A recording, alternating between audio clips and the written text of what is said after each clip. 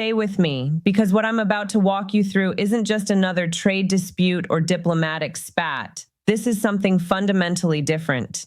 For the first time in modern history, an American president looked at the world's longest undefended border, 175 years of peaceful coexistence, looked at the closest ally the United States has ever had, and said, essentially, we don't need you. Canada relies entirely on the U.S. We don't rely on Canada. Those were President Trump's exact words. Not a slip of the tongue, not taken out of context, not an accidental exaggeration, an intentional, calculated statement delivered with total certainty. And here's what makes that moment so extraordinary. He didn't just say it once. He said it repeatedly, consistently, building an entire narrative around the idea that America would be better off if Canada simply became the 51st state.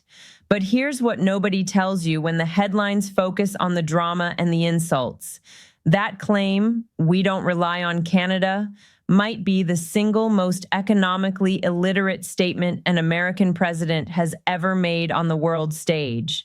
And I'm going to prove it, not with political spin, but with numbers so blunt that by the end of this, you'll understand what's at stake when a superpower decides to ignore the mathematical reality of its own supply chains.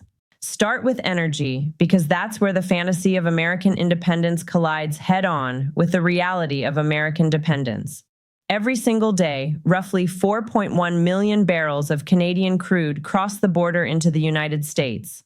Not some days, not only when it's convenient, every day. That's more oil than the United States imports from any other country on Earth. In 2024, Canada supplied 63% of all U.S. crude oil imports, nearly 2/3 of every foreign barrel entering American refineries. And it's not just the volume, it's the type. American refineries, especially the massive complexes along the Gulf Coast, aren't built to run on whatever crude is cheapest this week. Many are specifically configured to process heavy crude, dense, sulfur-rich barrels, like the kind produced from Canadian oil sands in Alberta. That isn't preference, it's infrastructure. Billions of dollars of equipment, engineered over decades, optimized around a particular feedstock. So when Trump says America doesn't need Canada, he's effectively claiming the United States can replace 4 million barrels per day of heavy crude on demand. And even if you found replacement barrels on paper, the physical reality doesn't cooperate. Canadian crude moves through pipelines and established rail corridors into refineries that have been optimized for it.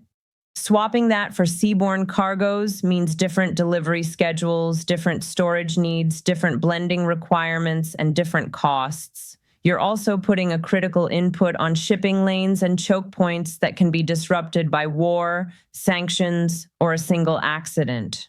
So the question isn't, can you buy oil somewhere else? The question is, can you keep the system stable while you rip out the inputs it was built around?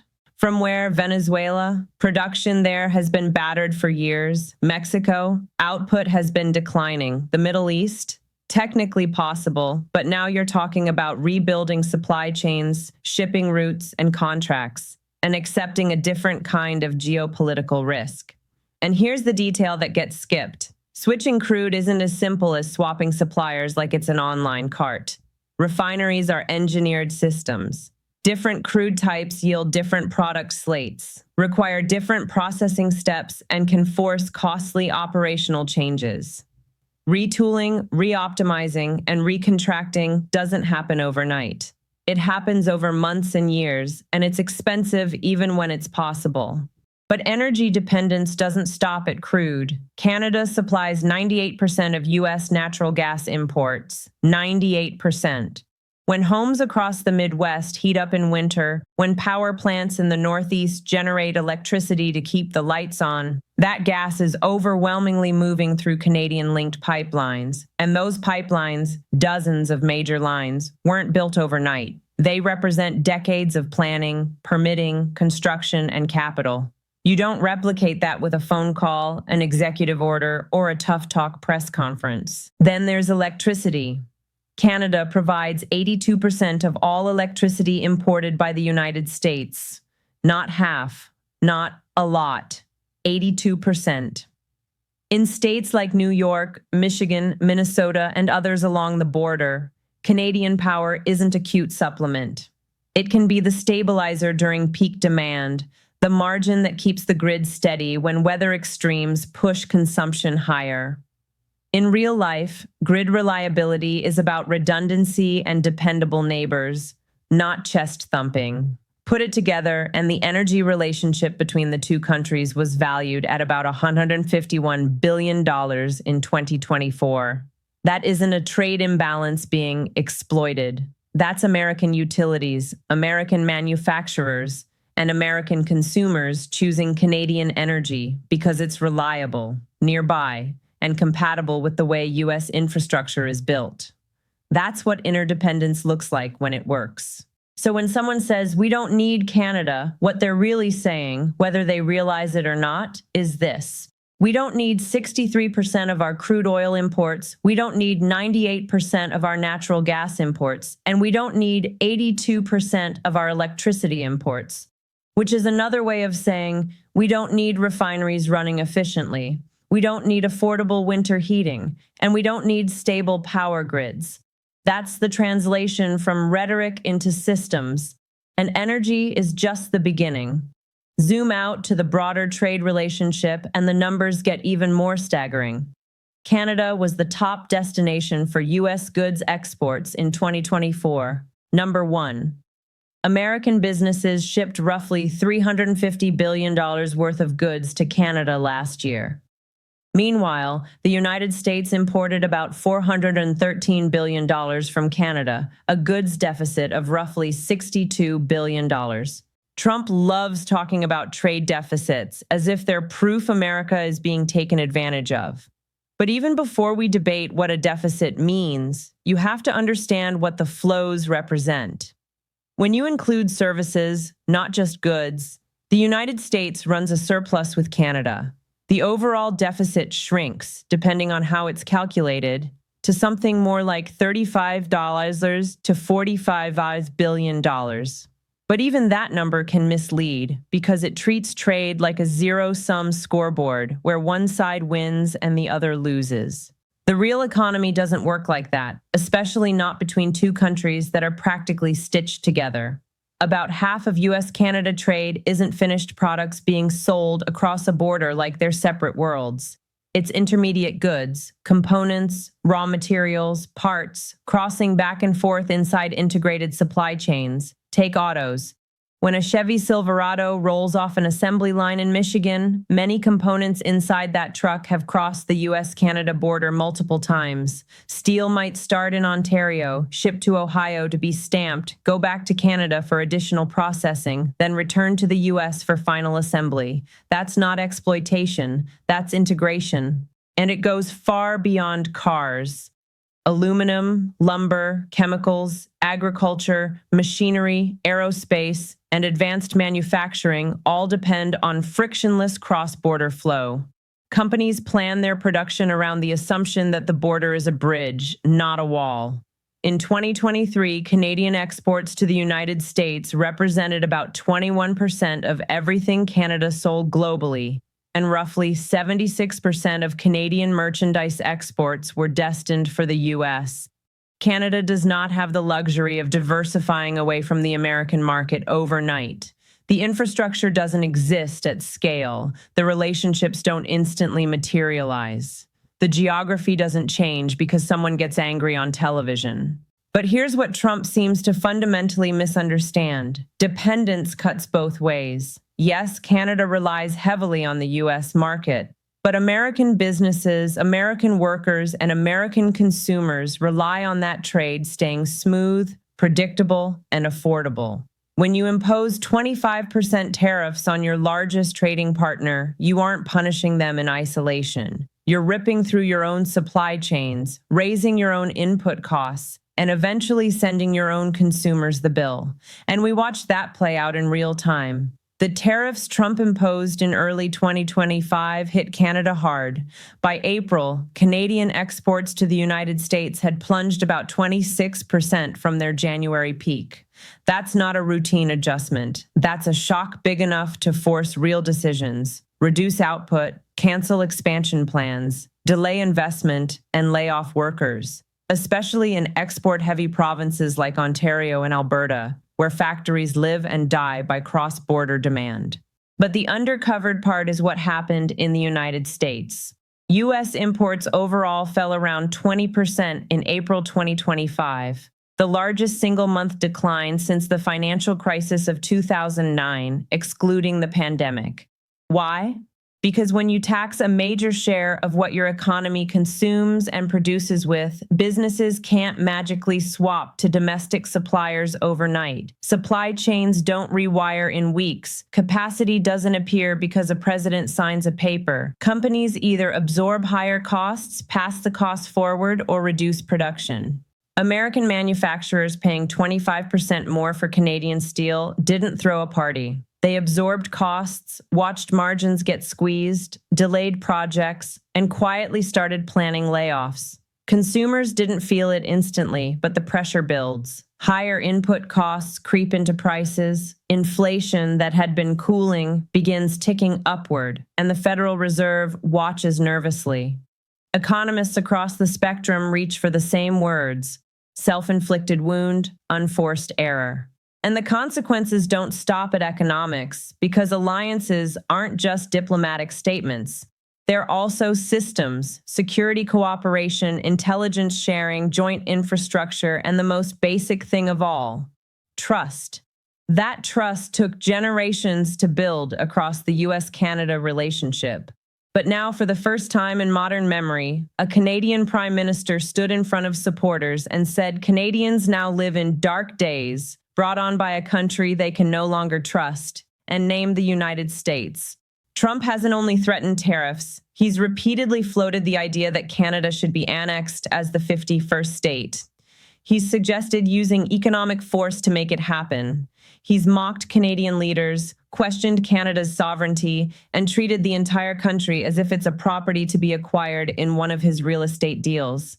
And it's not happening in isolation. He's also flirted with the idea of using economic force to acquire Greenland, and he's tossed around military options over strategic assets like the Panama Canal.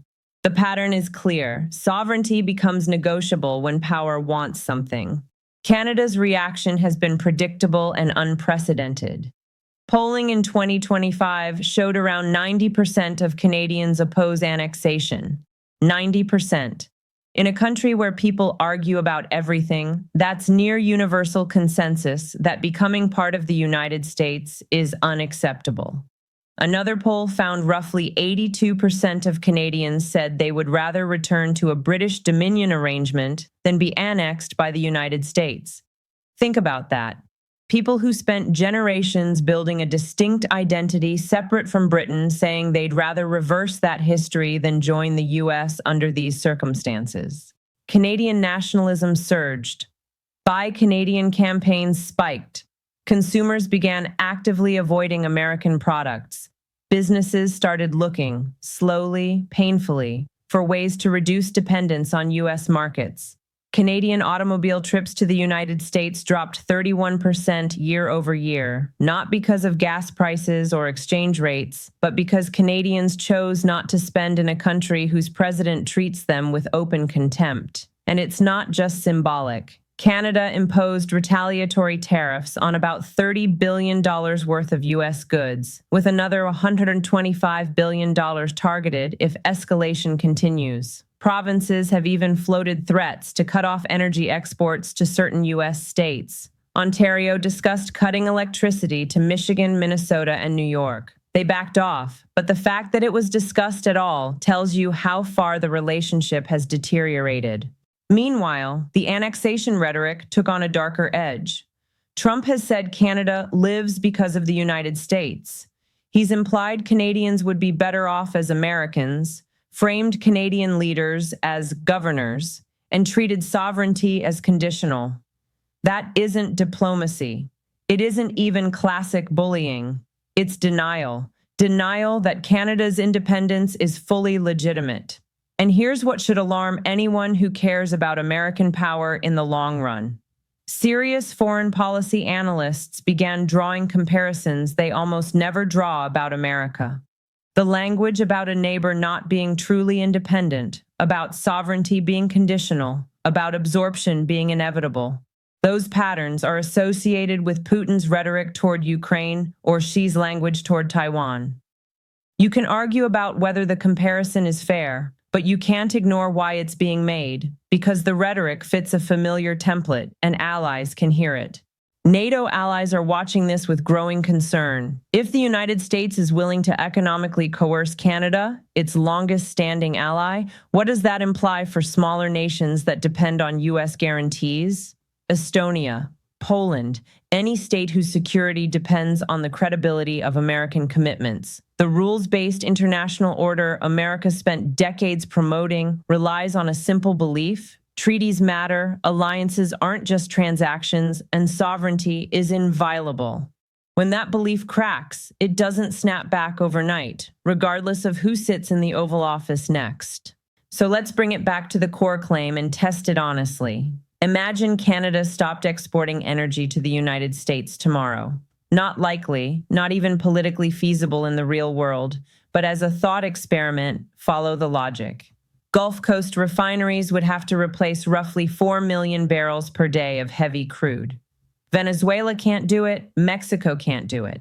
The Middle East might supply barrels, but the system isn't built for instant substitution. And you'd be trading a stable neighbor for a region where stability can be measured in weeks, not centuries. In the meantime, gasoline prices spike, refinery economics turn chaotic, and the political consequences arrive immediately. Now imagine disruptions in natural gas. Midwest heating becomes a winter crisis. Northeast power plants scramble for alternatives. Grid operators lose a major source of reliability. Rolling blackouts move from unthinkable to plausible, especially during extreme weather. The economic damage wouldn't be measured in a couple of bad headlines. It would show up as shutdowns, lost output, and cascading costs that ripple through manufacturing, retail, and services. These aren't doomsday fantasies. They're the practical realities of what "we don't need Canada" actually means when you follow the logic into real systems. The U.S. economy has been built over decades on the assumption of Canadian reliability. Oil flowing north to south, gas moving through pipelines, electricity crossing the border, steel and aluminum feeding factories, lumber feeding housing markets, and components moving freely through integrated supply chains. "We don't rely on Canada" isn't just wrong. It's so detached from economic reality that it raises an even deeper question. What happens when a country convinces itself it doesn't need something it actually depends on? What happens when national pride, political posturing, and sheer hubris override basic economic logic? History is full of examples of what happens when a nation convinces itself it doesn't need what it actually depends on, and they're never pretty. The Soviet Union convinced itself it didn't need market mechanisms and paid for it with stagnation and collapse. Britain convinced itself Brexit would be economically painless because other countries needed them more. And years later, the consequences still show up in growth, investment, and trade frictions. Interdependence isn't weakness. It's the structure of modern prosperity. Pretending otherwise doesn't change the math. America is now running a version of that experiment in real time. Can you sustain the world's largest economy while systematically alienating your closest trading partner? Can you impose tariffs on huge portions of imports without triggering inflation, job losses, and slower growth? Can you treat allies like adversaries and still expect the world to view you as a reliable partner? The early signals aren't encouraging. Canada's economy contracted in the second quarter of 2025, directly linked to tariff shock. But the U.S. economy also slowed. Consumer confidence weakened. Business investment softened. Markets that initially shrugged began pricing in long-term uncertainty. And this is before you even get to the 2026 review of the Canada-US-Mexico agreement, the trade deal that replaced NAFTA in Trump's first term, known as USMCA in the United States and CUSMA in Canada. That review is a looming fault line because the Trump administration has signaled it's willing to walk away if it doesn't get the concessions it wants. If protections disappear and the agreement collapses, economists project a full-scale recession risk for Canada and significant damage in the United States. The worst-case scenario isn't a distant nightmare. It's a negotiating stance that Trump has openly endorsed, threatening economic devastation as leverage. Here's what that worst-case math looks like. Canada's GDP shrinking by around 2.6%. Roughly 78 billion Canadian dollars. That's not a rounding error. That's depression-level pain. Meanwhile, the U.S. economy shrinking by around 1.6%, roughly $467 billion. In plain terms, Americans would be paying about $2,300 per person per year for the privilege of economically punishing Canada. For what exactly? What is the policy objective that justifies burning that much wealth on both sides of the border? Trump claims the tariffs are about border security, about stopping fentanyl and undocumented migrants. But the scale problem is obvious. Canada is not the engine of America's fentanyl crisis. The major flows and precursor supply chains point elsewhere, including routes tied to the southern border and international sources, as well as domestic production. And illegal border crossings from Canada are minimal compared to the southern border. If the justification doesn't match the magnitude of the policy, you have to ask what's really driving it. Some analysts argue it's transactional. Trump thinks he can bully Canada into concessions on trade disputes, dairy access, or symbolic wins. Others think it's performative, red meat for a political base that responds to tough talk. Others worry it's ideological, a belief that American power should dominate rather than partner, and that allies exist to be squeezed rather than strengthened. Whatever the motive, the consequences are real, measurable, and compounding. Canadian businesses are diversifying away from the U.S. market as fast as they can. Trade with Europe grows. Relationships with Asian markets deepen. It's slow and difficult, but it's happening. And every time a Canadian firm finds a non-American buyer, every time a supply chain reroutes to avoid U.S. tariffs, every time capital flows to a jurisdiction that isn't the United States, that's economic capacity that won't automatically come back even if a future administration tries to repair the relationship. And Canada isn't the only audience. Mexico is watching. Europe is watching. Japan, South Korea, Australia. Every ally is doing the same calculation. If the United States is willing to treat Canada this way, what happens to us if we fall out of favor? What guarantees do we have that American commitments mean anything? So they hedge. They diversify trade relationships. They explore alternative security arrangements. They plan for a world where the United States is less central, less predictable, and less trusted than it has been since the end of World War II. That's the real cost of we don't need Canada, not the $62 billion goods deficit, not even the immediate tariff damage. It's the long-term erosion of American influence, the slow shattering of trust that took decades to build. And once trust is gone, it doesn't come back quickly. You can't tweet your way back into being a reliable partner. You can't bluff and bully your way into the kind of deep integration that made North America one of the most prosperous regions on Earth. So where does this end? Honestly, I don't know. Maybe Trump backs down, declares victory over a minor concession, and trade normalizes. Maybe Canada and the U.S. stumble into enough pain that both sides are forced to de-escalate. Maybe the 2026 agreement review becomes a reset instead of a breaking point. But I do know this. Every day this continues, the damage compounds. Supply chains built over decades get dismantled in months. Relationships that weathered wars and recessions fracture over disputes that didn't need to exist. And trust evaporates because one leader decided gut feelings about trade deficits matter more than the structure of the North American economy. When historians look back at how one of the most successful alliances in modern history deteriorated so quickly, they'll point to that one sentence: "We don't rely on Canada."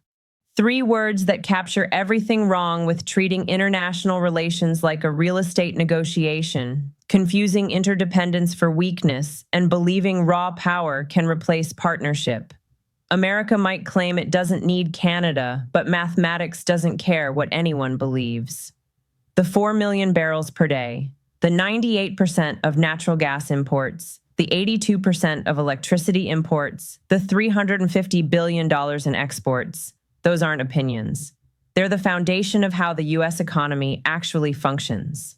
Reality doesn't bend to slogans. Reality wins. If this breakdown helped you see what's happening beyond the headlines, like and subscribe for more, and I'll see you in the next one.